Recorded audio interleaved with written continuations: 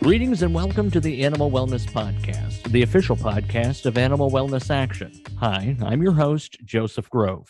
On this show, we talk about animals from the perspective of people who care about them and have the ability to improve their lives by influencing culture and supporting laws and regulations accordingly.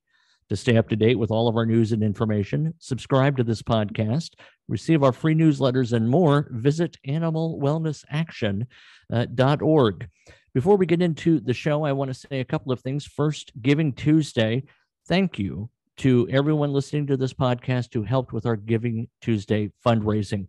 We had a $25,000 match. We were able to meet that match. So it turned out to be by far the biggest day in the history of our organization. We run a very lean machine here at animalwellnessaction.org. We don't even have a headquarters, right? So all of your dollars go as much as possible, very much toward the advocacy of better lives for animals. So I really want to say thank you to all of that, all of those donations we received. So thank you very much. And then just a couple of auditory notes.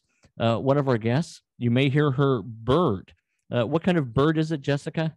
Quaker parrot, and her name is Brody B. Chipkin. All right. Well, I'm not going to try and repeat the name, but you will hear the bird in the background, perhaps. And then, Scott, I moved recently to downtown Louisville. I'd been living for years out in the rural part of the state, and I'm right now in the middle of downtown. And I didn't realize that my apartment is right on the way to the major emergency room here in the city. So invariably during a show, you'll hear sirens. You may hear the chopper in the background airlifting some poor guy who sawed off his arm while trying to get a Christmas tree, steaming past, sirens ablazing in the background. Yeah, I know. It's well. I appreciate those heads up. We've got Jessica with her bird. We've got Joseph with the sirens. Just so you know, I live on a hillside above downtown Sutherland, Oregon, and I'm surrounded by 840 acres of forest. And there's a large family of coyotes that live in these woods. And what happens here is we get the sirens from downtown, which get picked up by the coyotes who start howling and yipping and yapping because of the sirens. And then every dog in Sutherland, Oregon hears the coyotes, and then they start. So if that happens, I don't know what we're going to do. We may just have to turn the whole podcast over to that kind of nonsense. Yeah. So yeah, any patience on the part of our listeners as they suffer through the various auditory maladies we're going to foist upon them would be appreciated. So thank you for all of that. As is our custom, we start off each show with a legislative update from Marty Irby. He's our executive director and our chief lobbyist in Washington. Marty, what's going on up there on the Hill? Well, this may be one of our final legislative reports for the 117th Congress and the year 2022. We continue to work on the FDA Modernization Act that passed the Senate by unanimous consent back on September 29th and has passed the House in different form once. That's not enough to send it to the president's desk yet. We're trying to get the Senate bill, a standalone bill, passed through the House of Representatives on what they call the suspension calendar so that it can go to the president's desk, or get the legislation included in the final year-end spending bill if that happens this Congress. We don't really know, but I do think with some of the dynamics of members leaving, we will likely see that get done and signed into law as well. We're also continuing to work on the Bear Protection Act. That legislation is also the Bear Poaching Elimination Act in the Senate, has a different name. The Senate bill went through a process last week of what they call hotlining. That's where they actually send the bill out and ask if they can pass it and if anyone objects or puts a hold on the bill. We had 3 holds placed on that bill. We do not know who the members of Congress are at this time. So we're still going to keep working to try to get that bill passed and signed into law. It addresses the trade in bear gallbladders because the Chinese government has been promoting the use of bear bile as a treatment for COVID-19 with no scientific basis since the very beginning of COVID. And it's a terrible, terrible injustice what's happening to these bears, and a terrible waste on top of that because they simply raise them and kill them only for this very, very small gallbladder that they have. And they don't really use the rest of the bear parts at all. So it's a terrible injustice and terrible waste. I don't know if we'll get that done or not, but we're going to keep trying. And then I think we're probably on everything else set. That's probably going to wind us up for the 117th Congress. We'll have a few more priorities in the year-end spending bill. That'll be, the increased funding for enforcement of the Horse Protection Act, maintaining the horse slaughter defund that's been in place for a better part of 12 or 14 years. And we'll keep pressing forward to the 118th Congress, where you're going to see a lot of new bills introduced and some new priorities. We'll fill you in on about that in the coming few weeks. Thank you for that, Marty. I appreciate it. Good work as always. Thank you so much. Now, to get into the show, this time of year, you hear it all the time. Thanksgiving turkeys, Christmas hams, so much of the tradition of this time of year is predicated not only on eating, but on the certain foods that we consume. Unfortunately, the staples of many of these holiday meals are, in fact, animals.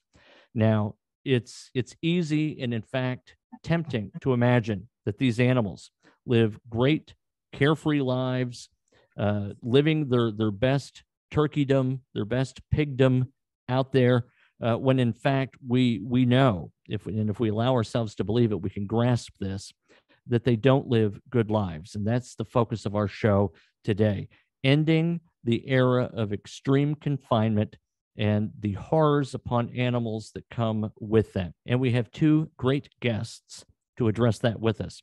Representing Animal Wellness Action is Scott Beckstead. He is our Director of Campaigns. After receiving his bachelor's degree from Utah State University and his JD from the University of Utah, Scott worked as an attorney in private practice on the Central Oregon coast before going to work full-time in the animal protection sector. He became known for his special expertise in the field of animal law and has taught that subject at the University of Oregon and Willamette University Law Schools. In 2000, he co-authored Animal Law, the first case book on the subject, and continues to teach animal law, wildlife law, and policy, and endangered, God, this is hard to say, Scott, and Endangered Species Act as an adjunct professor of law at Willamette University. Also with us is Jessica Chipkin. I'm getting to know her for the first time, and we're really grateful she's here. She is the founder and president of Crate Free USA, an organization whose mission is simply to reduce the suffering of animals on factory farms. Founded in 2015, the group believes there's really no difference between cruelty inflicted on a dog, cat, bird, horse, chicken, calf, or pig. They try to create awareness of the extreme and inhumane confinement of hogs, chickens, and cows on factory farms, educate consumers on how to purchase from local sustainable farmers, and they also advocate for legislation to eliminate extreme confinement practices. So what better time of year and what better guests could there be possibly to talk about extreme confinement? So welcome to you both. Jessica, I want to start with you. So thanks for being here. I appreciate that.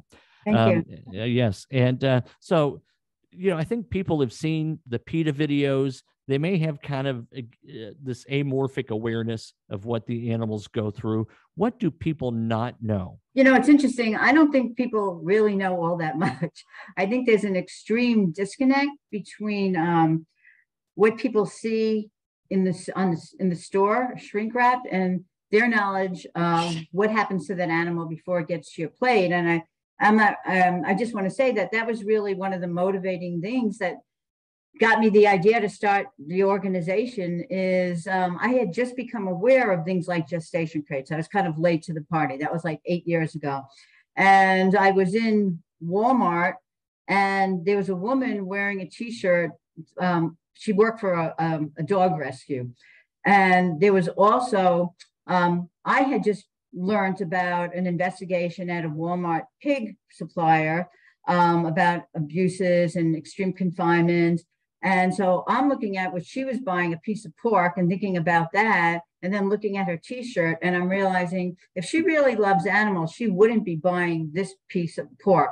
So I actually, and I followed her out into the parking lot, and I talked to her about it, and she was like I think she was a little bit put off by me, but then I realized like people really, really don't know that much, which just makes our job more important about educating people.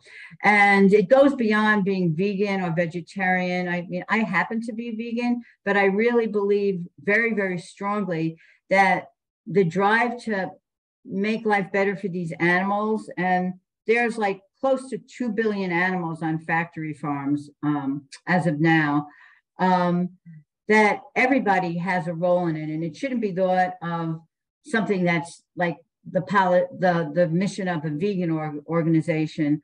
It should be, there's room for everybody to make change in here. And actually our audience really tends to be more meat eaters, because vegans really aren't part of this problem.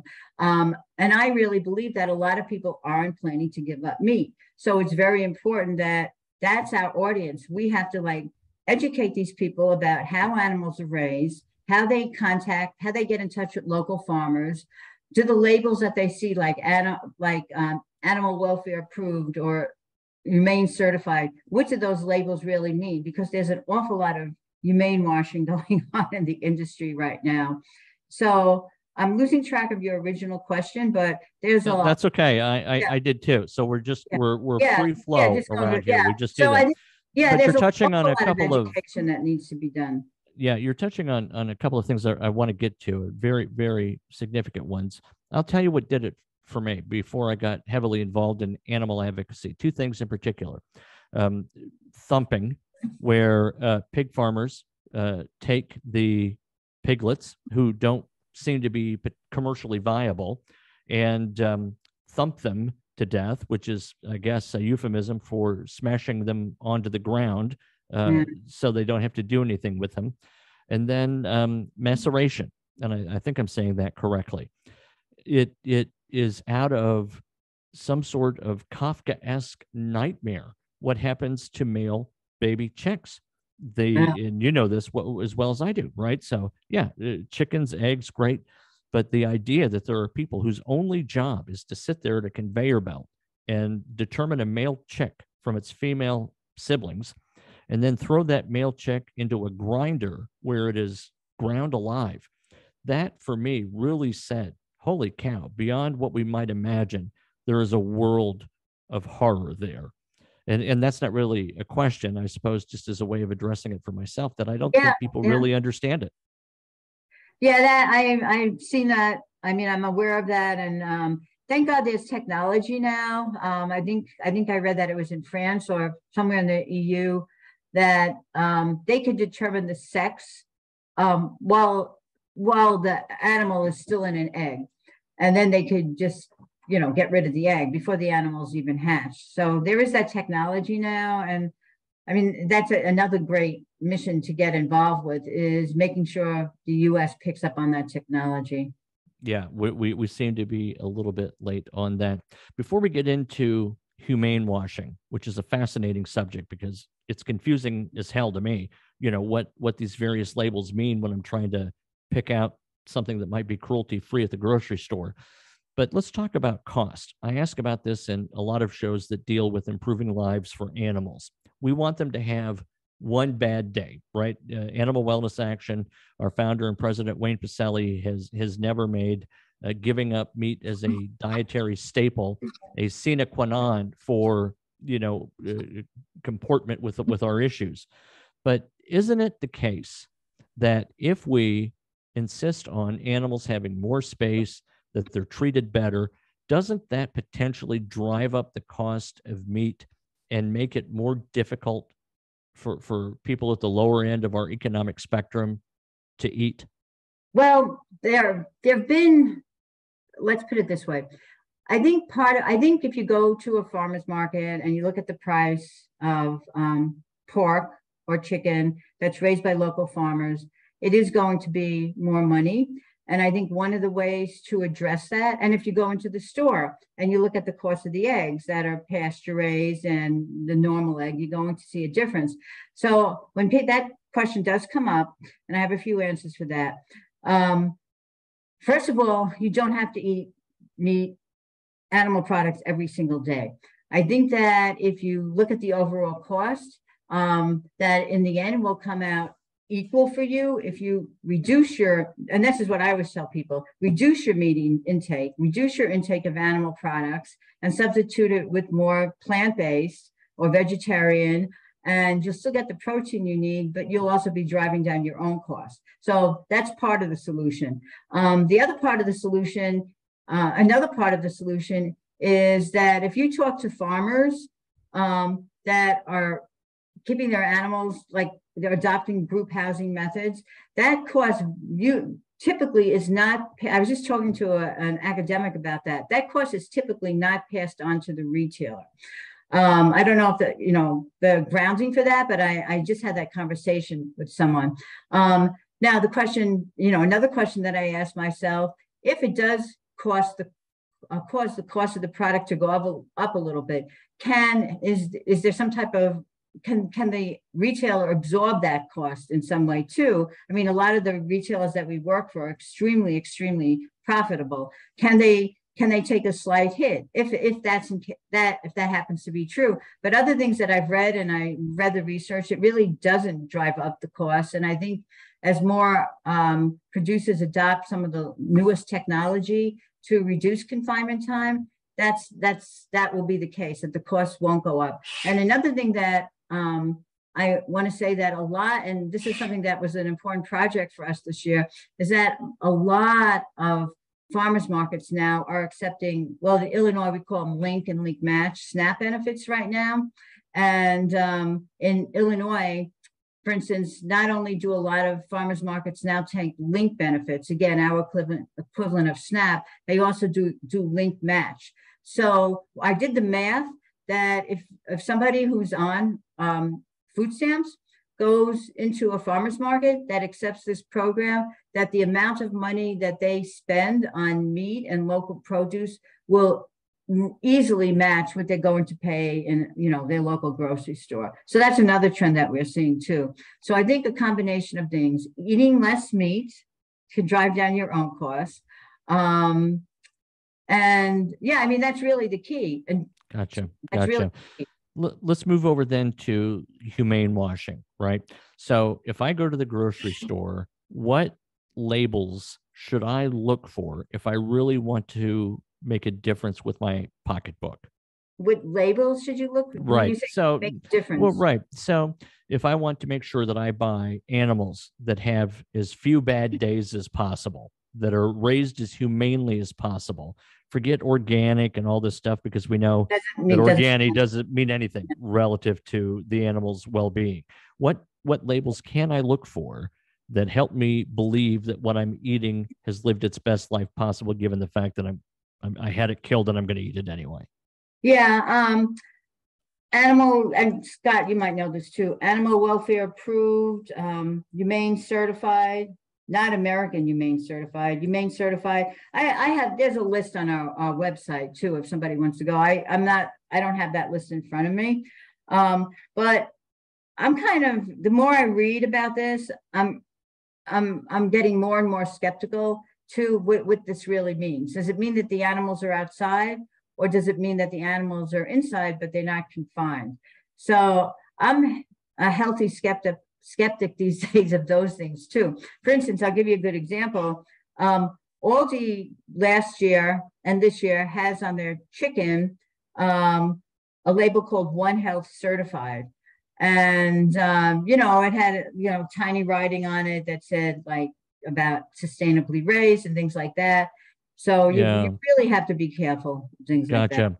And I want to give your website here. It's cratefreeusa.org. And that's the place where our listeners can go to find the labeling. The labels, yeah. Right. And Scott, I also want to say that the ASPCA has a fantastic page called Shop with Your Heart. So they too have a really, really good list of brands that you could look for. So above and beyond the labels, we also have to remember that a lot of and again, my focus is more on pork. We have to remember that a lot of the suppliers that are raising the animals correctly, like I'll throw some names out, like Nyman Ranch. I'm not even sure if they have a label on them. So you also have to know the names of the producers. Like if you could go to Nyman Ranch's website and find out where you could buy their products, you could know that the animals are outside. Clemens is another one. Clemens supplies, does a lot of Trader Joe's pork. Trader Joe's will have a label that says no crates ever. Clemens does not keep their animals outside, but they've done a really, really good job with group housing, keeping them out of crates. So there's certain brands like Maple Leaf too. I mean, they have, they're largely Canadian, but they sell here too. They've done an excellent job in reducing confinement time to like 7 to 9 days or less. So it's not only a matter of labels, it's a matter of knowing the names of the producers that are really, really doing well. All right. And I'll put some of those names that you just cited into our show notes, because if you're driving, listening to this podcast, don't write it down while you drive. We love you too. It's not just about the animals. We don't want our listeners to drive into an embankment taking notes from the show. I want to go back to Jessica in a moment to ask about her work relative to Aldi, to Costco, and to what she's doing to help teach children. Before I do that, though, Scott, give us your perspective as Director of Campaigns for Animal Wellness Action, what that organization is doing to help these extremely confined animals. Well, yeah, I mean, the from an animal welfare perspective, the treatment of food animals has to be considered the number one animal welfare problem in the United States, if not the world, just because of the sheer number of animals that we raise to be consumed in this country. So somewhere from 9 to 10 billion animals a year are raised in this country for food. And so just from the sheer volume alone, how we treat animals that we raise for food has to be considered one of the most, if not the most consequential animal welfare problem of our time.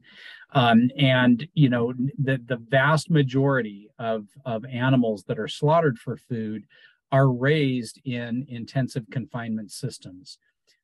That is changing, I believe, and just because I think people are becoming more aware, people are becoming more conscious, people are demanding greater transparency about how their food is produced.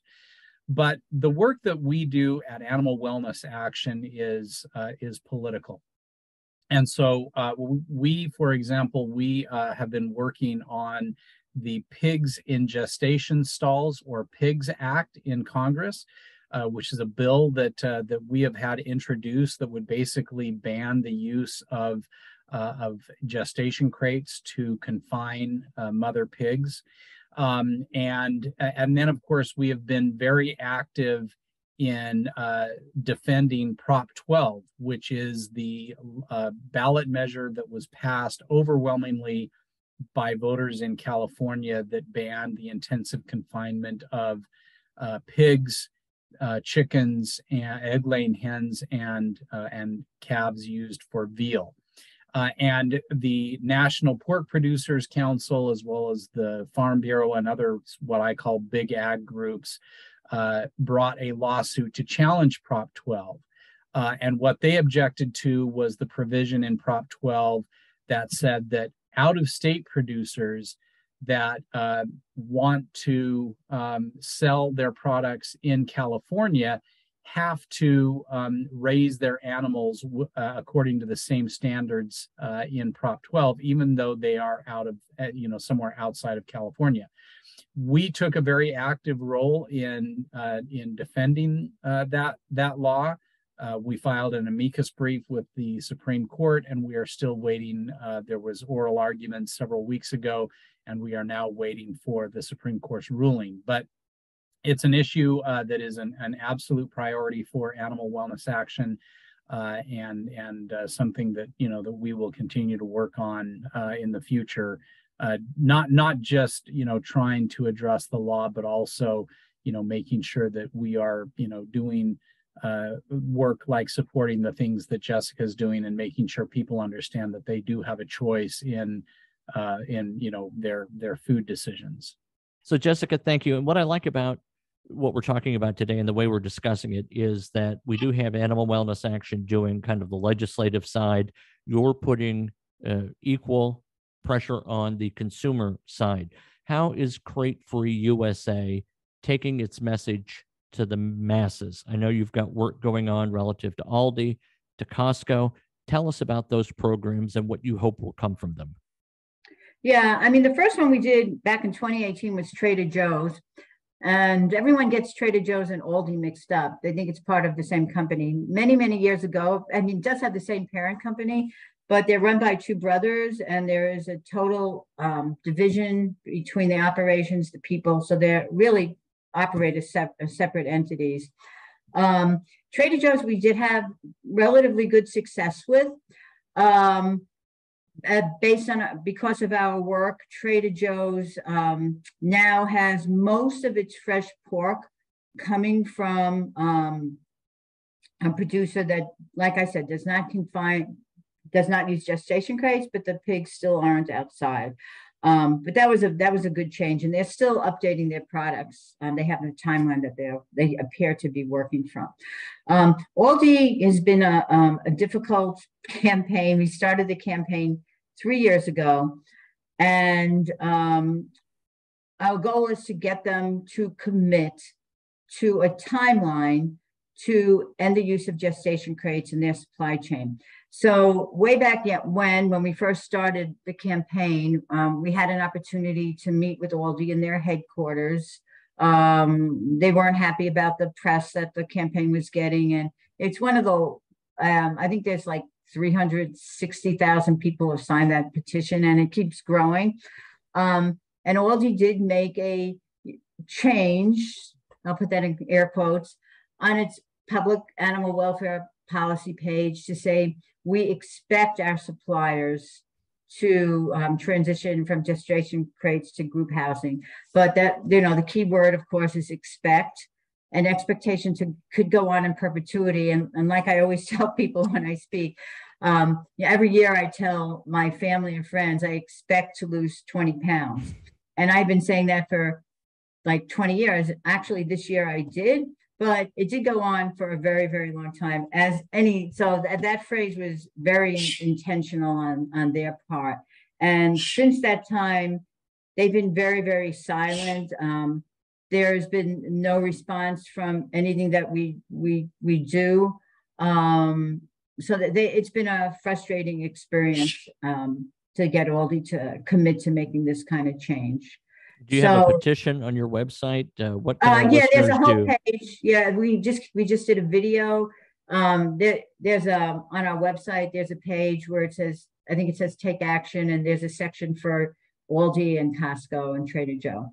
So we just did a video about Aldi too. And another frustrating thing about Aldi also is that they're always touting their vegan inventory, and they win a lot of awards like Best Vegan Grocer. And I always feel, and I try to make people aware that vegans really care about animal welfare. So I kind of invented the term vegan washing, that just because you carry a lot of vegan products doesn't mean that you've committed to change animal welfare policies in your supply chain. So I just hope that vegans who buy from Aldi, because they do have a lot of vegan food, also have to understand that this has nothing to do with animal welfare. Aldi doesn't sell vegan products because it has a high commitment to animal welfare. It's profitable. You have a mobile app to help people, and I believe it's tied to local farmers. Yeah. Can I tell you about Costco first? Sure. Yeah. Okay. So Costco is kind of a different situation. Like a lot of companies like Kroger, McDonald's, about 10 years ago, there was a lot of talk from these companies saying that they would, by 2022, 2023, they were going to transition away from gestation crates for pregnant sows. That's the key word, for pregnant sows.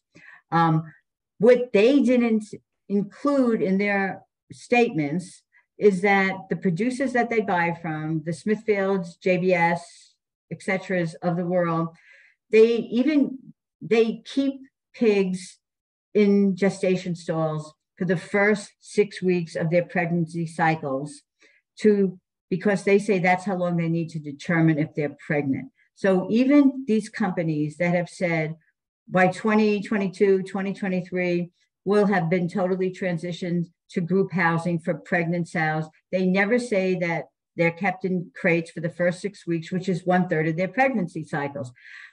So you'll note in all this messaging, it always says pregnant sows, because pregnant pigs, pregnant sows. So we've been trying to call Costco out on the fact that they can't really say that they'll be crate free by a certain year because their big suppliers still keep pigs in crates for the first 6 weeks. So what's interesting though is Costco appears to be making attempts to talk with suppliers who have made advancements in getting the determination of pregnancy down to 9 to 12 days through different types of technologies, through electronic heat detection, radio frequency, different types of ultrasounds. The technology, I hate for this to become a technology decision because for us, it shouldn't be a technical decision, but I think the reality and the logistics of production, it is. But so I applaud Costco for apparently making the attempt to do this. But it just thank you for saying that. Yeah, thank you for saying that, because it's important to not only wag our fingers at the underperforming companies, but to hold up those who are doing well. So bravo to Costco. Yeah. No, it's frustrating because everything takes so long. Right. Yeah. You wanted me to ask you about the importance of patience. You said that's one thing that you've really had to learn. Yeah. I've learned patience from my bird, and I've also learned patience of being an animal welfare activist. This is the hardest thing I've ever had to do, really. It just is like, that expression, it's a marathon, it's not a sprint. It's a marathon. It blows my mind how long it should take. And it really makes me sad that it should take so long, but it really does. We really one of my favorite quotes, I bring it up on the show from time to time, from Martin Luther King Jr. The moral arc of the universe is long, but it does bend toward justice. Talk about how you're teaching children about this stuff, Jessica. That's really what we need to do, I think, at the end of the day, is raise up good people. Yeah. It's something that an effort we started before COVID really hit. So COVID kind of made that go away, but we are going to be rebooting that next year. We started going into classrooms, elementary school kids, and we had a really interesting presentation about teaching kids where animals come from. And again, we started with elementary school kids. We plan to expand to middle school and some high school and even college next year. And I really feel like we're educating our future consumers. We're not saying you can't eat animal products. We're saying, you want to make sure you have decisions you can make and your family can make. You can just not eat not eat pork, chicken, and eggs, or you can pay attention to where you're buying it from. So we don't show the insides of gestation crates or, factory farms, but, we have like a video of chickens running around, like chickens need to be outside. Yay. Things like that. Just really basic, because these were really young kids. And we have these models that we have of pigs in gestation crates, and, it's a stuffed pig, but it just, we use that to show like, this is how much room the pig has. It can't even turn around. And kids are they're amazed by it. And it interests me how little kids really know. Like, one of the first questions we asked is, who knows where eggs come from? The store, so that kind of threw me off. But kids ask amazing questions too. Like, I'll always remember this one little boy said, well, can't we just kill them for food after they grow old and die from old age? And I'm thinking, that's an amazing question. That really gave me pause. That was an important question. So kids really are interested in this. And I really, I know we had impact, because one of the teachers told me afterwards that it was lunchtime and this little girl had a chicken salad sandwich and she started to cry because she didn't know how the chicken lived. And I felt bad that the little girl started to cry, but I thought, man, we really made an influence. She's going to go home and talk to her parents. So, I really, now that, because COVID ever behind us, but we are going to be scaling that up and getting back into doing that next year. I have fortunate enough to have a volunteer that's a teacher, and I have a few others that are really, really good with kids. So we're kind of updating our presentation, and I'm working with some other organizations to get some classes scheduled. And again, I just want to say, sometimes when you see all the mass murders and mass shootings now, so many of the shooters are really young. They're like teenagers. And a part of me really believes that, I don't know for sure, but I wouldn't be surprised if they also molested animals when they were kids. Well, no, it's a it's a statistical known fact. Yeah, well, that's right. Fact. Yeah, right. And that's a core component, of our animal cruelty enforcement work, right? So we're trying to lobby the Department of Justice to create a special animal crimes unit. And one of the justifications for that is exactly what you pointed out, Jessica, and that is that many times these mass murderers start off with animals. And if we can get the officers out there to identify these young perpetrators, we can potentially prevent casualties at schools, grocery stores, movie theaters, etc. So bully for you for totally knowing that. Yeah, so we want to teach kids, and this is the basic premise. There's really no difference in cruelty, like we have on our website, to a dog, a cat, or a chicken, or a pig. And as we're talking, I had an idea. Like, we have this model of a pig in a gestation crate. I think I should make a note. I also want to do a dog to size in a gestation crate. And, kids would be horrified, just like adults would be, if this is how the dog spends its life, but this is how the pig spends its life. Is there really any difference? So I think that might be a really, I'm always thinking that might be a really good way to show kids there's really no difference. And I think it's such a great age to reach them at. What have I not asked you that you want to be sure we get to our listeners in this podcast before I go to Scott for a wrap up? Yeah, well, very briefly, our mobile app, that's one of the first things that my background is technology. And one of the first things that I did when I first started the organization is I wanted to find a way for, we're actually, I was focused on Illinois. So it's called the Illinois Guide to Factory-Free Meat, Dairy, and Eggs. So over the years, we have hundreds and hundreds of local farmers. It's easy to see their information, to buy from them through the app. And we've added in recent years the farmers markets, the farmers markets that take link cards. We are adding farm-to-table restaurants and stores. So we keep adding to it, but it's a free app. You could download it from our website. We've only done it for Illinois. So, other states keep asking, are you going to do it? But it's really, a great tool to helping people. So that's been really important for us too. Well, if you decide to go to other states, we have a growing list of state directors. Our Kentucky state director, Pam Rogers, is very involved, and we're right next door. We share a border, so consider us interested in learning more about that. Scott, you've heard a lot.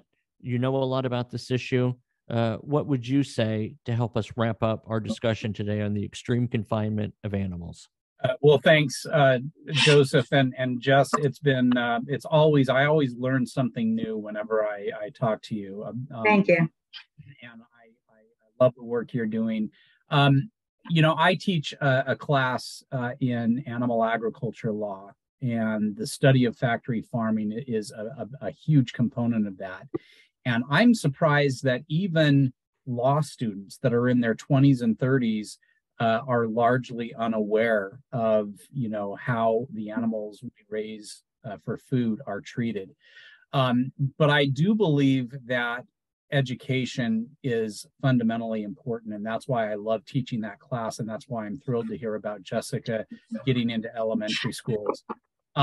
But I think that the takeaway here is that, this is not an effort to make anyone stop eating animal products, but rather just to educate yourself and get the information that you need to make an informed choice. Because as I said at the beginning of the show, people want more information about how their food is produced. People want to know that animals raised for their food were treated humanely. And so, as long as people are making the decision to consume those animal products, we have an obligation as advocates for those animals to make sure that we let them know that there are choices available. And the number one thing that consumers that consume these animal products can do is to make the decision to stop buying grocery store meat, dairy, and eggs, and instead go to your local farmers market, get to know those producers, look them in the eye, talk to them about how they raise their animals. That to me is the very least that we can do. If we're making the decision to consume these products, that is the very least we can do, so that we are at least contributing to producers that are making the effort to give their animals the best life possible. And I think too, I want to go back to what Jessica was saying about knowing the manufacturers that do the right thing by their animals, or relatively speaking, do the most right thing possible. Because I think it's unrealistic to ask everybody to go to farmers markets. A lot of them in colder climes are seasonal. It takes far more effort to make a special trip to a farmer's market. I think those of us, and I consider myself part of this group, who like to go to farmers markets and do spend money there, I think that's a great idea. But what I think I'd like us to do, Scott, with InsideAnimalWellnessAction.org, is to also provide a place, as Jessica does with GreatFreeUSA.org, a list of those food manufacturers that do those right things. So I think you have a great point, Scott. I'll thank you for that. Jessica, thank you so much for being on the show. It took us a while to get it together, and it was worth the wait. And I think it's all the more timely because we are gearing up for that Christmas season when so much of the holiday attention is put on, buying and eating Christmas hams. So maybe if you're thinking about buying a Christmas ham, you can start with this holiday season by buying a humanely raised pig. And as I go through gratitudes, I want to say thank you so much to our audience for listening to the Animal Wellness Podcast. Be sure to visit animalwellnessaction.org for all of our news and information, and to sign up for our news alerts. Also on the website, your donations matter. You can find many ways to make us part of your giving experience. You can find us on Facebook and Twitter, and we invite you to subscribe to this podcast on iTunes, Podbean, Stitcher, or Spotify. I'm your host, Joseph Grove, and we'll be back soon with another episode of the Animal Wellness Podcast.